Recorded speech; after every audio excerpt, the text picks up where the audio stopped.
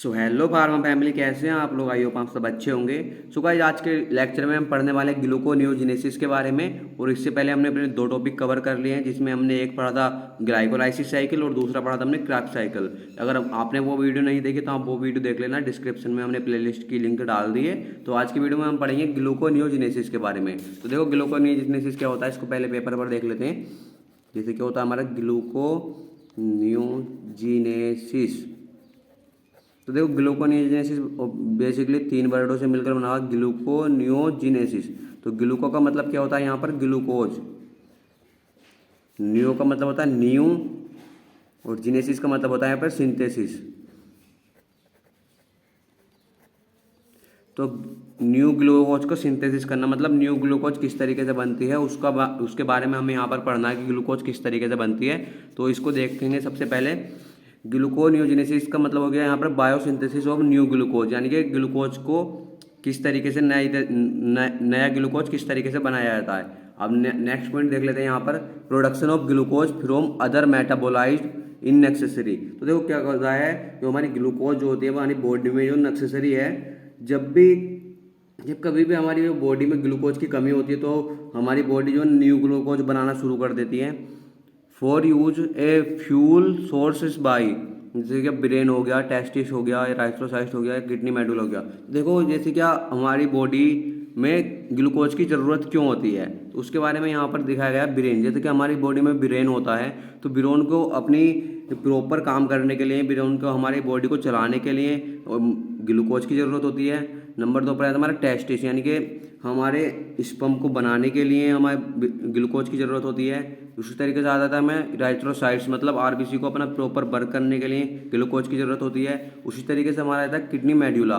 उसी तरीके से हमारे लीवर को, हमारी किडनी को भी नॉर्मल फंक्शन के लिए ग्लूकोज की ज़रूरत होती है। तो अब यहाँ पर नेक्स्ट पॉइंट देख लेते हैं अपना, glucose is the sole energy source for this organ. तो ग्लूकोज क्या है? एक मतलब बहुत ही अच्छा एनर्जी सोर्स है इन ऑर्गन के लिए। वट ड्यूरिंग स्टारवेशन, लेकिन क्या होता है हमारी स्टारवेशन का मतलब होता है भूखमरी, यानी कि भूखमरी के समय पर क्या होता है, जैसे क्या बहुत दिनों से हमने खाना नहीं खाया, तो हमारे शरीर में जो ग्लूकोज ख़त्म हो जाता है। तो फिर उस समय पर क्या होता है, brain cell drive energy from ketone body. तो जो हमारे ब्रेन्स होता है, अगर हमारी बॉडी में ग्लूकोज नहीं है तो हमारा जो ब्रेन है वो कीटोन बॉडी से एनर्जी लेता है, जो क्या हमारा फिर बाद में which are converted to acetyl coenzyme. तो जो बाद में क्या होता है, हमारे एसिटिल कोएंजाइम में कन्वर्ट हो जाता है। तो देखो क्या होता है, हमने पढ़ लिया है ग्लाइकोनियोजेनेसिस क्या होता है। मतलब हमें इसमें सिंथेसिस करनी है न्यू ग्लूकोज की। और ये जो हमारा ग्लूकोज है, ये मतलब अब जब भी हमारी बॉडी में ग्लूकोज खत्म हो जाता है तो हमारी बॉडी मतलब ग्लूकोज को बनाना शुरू कर देती है। और ग्लूकोज क्या है, हमारी मतलब ऑर्गन्स के लिए बहुत ही ज़्यादा यूजफुल है। अगर ग्लूकोज नहीं होगा तो हमारा ब्रेन सही से काम नहीं कर पाएगा, टेस्टिस स्पर्म में कन्वर्ट नहीं होंगे, हमारी आरबीसी सही से काम नहीं कर पाएंगी, किडनी सही से काम नहीं कर पाएगी, तो हमारी बॉडी मतलब चल नहीं पाएगी ग्लूकोज के बिना। तो ग्लूकोज क्या है, एक सोल एनर्जी सोर्स है ऑर्गन्स के लिए। लेकिन स्टारवेशन के समय पर क्या होता है, हमारी ब्रेन सेल्स जो कीटोन बॉडी से एनर्जी लेती हैं और वो बाद में एसिटिल कोएंजाइम में कन्वर्ट हो जाती हैं। ये यहाँ पर हमारा ग्लूकोनियोजेनेसिस की थोड़ी सी थ्योरी हो जाती है। अब इसका पैथवे देख लेते हैं हम। अब यहाँ पर देख लेते हैं हम इसका पैथवे। तो पैथवे में हमें क्या करना है, हमें मतलब ग्लूकोज बनाना है। हमें क्या बनाना है? ग्लूकोज बनाना है। लेकिन हमने जो ग्लाइकोलाइसिस वाला पैथवे पढ़ा था उसमें क्या कर रहे थे हम, ग्लूकोज से हमने पायरूवेट्स बनाया था। लेकिन इसमें क्या करेंगे, हम पायरूवेट से ग्लूकोज बनाएंगे। ग्लूकोज किस तरीके से, जैसे हमारा ग्लूकोनियोजेनेसिस बोल रहा है कि उसमें हमें ग्लूकोज को सिंथेसिस करना है, मतलब ग्लूकोज को बनाना है, नया ग्लूकोज बनाना है उसमें। तो देखो ग्लूकोज किस तरीके से बनता है। अगर आप लोग ग्लाइकोलाइसिस वाला आपने पैथवे पढ़ा है तो मेरे हिसाब से अगर आपने वही पढ़ा है तो अगर ग्लाइकोलाइसिस जो है हमारे इस तरीके से होता है ना, अगर आप उस पर एरो का निशान लगा देंगे इस तरीके से, तो ये हमारा क्या हो जाएगा, ये हमारा हो जाएगा ग्लूकोनियोजेनेसिस। क्योंकि हमारा नीचे क्या था, ग्लूकोज हमने क्या बनाया था वहाँ पे, हमने बनाया था उस पर ग्लूकोज से पायरूवेट्स। तो हमारा क्या होगा, वहाँ पे नीचे तो पायरूवेट्स होगा और ऊपर होगा ग्लूकोज। तो हमारे पायरूवेट से ग्लूकोज इस तरीके से बन जाएगा।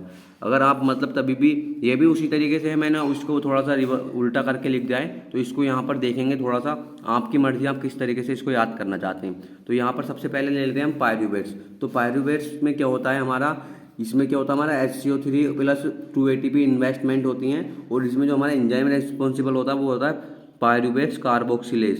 देखो जिस भी वर्ड के पीछे ASC लिखा हुआ होता है क्या होता है, वो हमारा एंजाइम होता है, तो वो हमारा फिर कन्वर्ट हो जाता है ऑक्सैलो एसीटेट में, और इसमें जो हमारी जो 2 ATP इन्वेस्टमेंट हुई थी उसमें हमारा फिर वो 2 ATP में कन्वर्ट हो जाती हैं।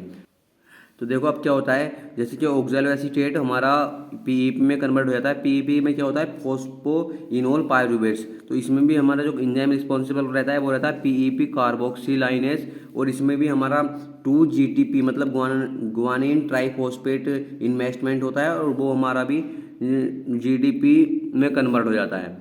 तो हमारा क्या बन जाता है फिर PEP बन जाता है, मतलब फोस्फेनोल पायरूवेट्स। अब फोस्फेनोल पायरूवेट्स से हम फिर ये कन्वर्ट हो जाता है 3-फॉस्फोग्लिसरेट में, और उसके बाद हमारा फिर 3-फॉस्फोग्लिसरेट 1,3 बिसफॉस्फेट ग्लिसरेट में कन्वर्ट हो जाता है, और उसके बाद जो हमारा फिर NAD है, मतलब देखो ये पैथवे हम नीचे से भी पढ़ सकते हैं ऊपर की तरफ को, और ऊपर से भी नीचे की तरफ को पढ़ सकते हैं। तो NAD ये 1,3 बिसफॉस्फोग्लिसरेट है, तो इसमें क्या होता है हमारा NAD इन्वेस्टमेंट होता है, और वो NAD H+ में कन्वर्ट हो जाता है, तो फिर हमारा क्या बन जाता है फ्रक्टोज 1,6 बिसफॉस्फेट बन जाता है। और अगर फ्रक्टोज 1,6 बिसफॉस्फेट बनने के बाद हमारा क्या होता है एक फॉस्फेट इससे रिलीज हो जाता है, और उसमें जो एंजाइम रिस्पॉन्सिबल रहता है वो रहता है फ्रक्टोज 1,6 बिसफॉस्फेट एस, क्या रहता है 1,6 बिसफॉस्फेट एस, क्योंकि एस जिसमें है वो एंजाइम रिस्पॉन्सिबल है, तो इसके लिए एंजाइम रिस्पॉन्सिबल रहता है जे। अब उसमें से एक फॉस्फेट निकल जाता है, जैसे कि यहाँ पर 2 फॉस्फेट थे, 20 फॉस्फेट आ रहा है, तो ये एक एंजाइम यहाँ से निकल जाता है जो फर्स्ट पोजीशन पे था,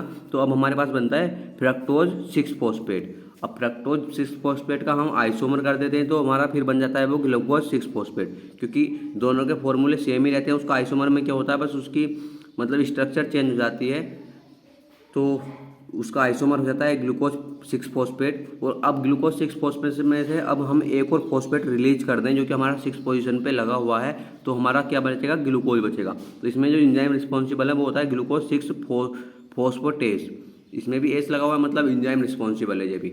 तो इसका पैथवे हो जाता है इस तरीके से। अब आप देख लो आपको कौन सा पैथवे अच्छा लगता है। अगर आप चाहते हो ग्लाइकोलिसिस वाला पैथवे ही लिखना, तो उसमें आप एरो का निशान लगा सकते हैं नीचे से ऊपर की तरफ को, क्योंकि ये पैथवे क्या है हमारा रिवर्सिबल, मतलब ये पैथवे हमारा नीचे से ऊपर की तरफ को जा रहा है, मतलब हमारा पायरूवेट से ऊपर की तरफ को ग्लूकोज बन रहा है। तो यही चीज़ है। अगर आपको सीधा लिखना है ऊपर से नीचे की तरफ को, तो इस तरीके से लिख देना जिस तरीके से मैंने इसमें बताया हुआ है। तो अगर आपको वीडियो अच्छी लगी हो तो वीडियो को लाइक करें और हमारे चैनल को सब्सक्राइब करें यार। हम बन के सब्सक्राइबर के बहुत ज़्यादा करीब हैं, तो आप जल्दी जल्दी हमारे चैनल को सब्सक्राइब कर लें जिससे हमारे बन के सब्सक्राइबर जल्दी से कंप्लीट हो जाए।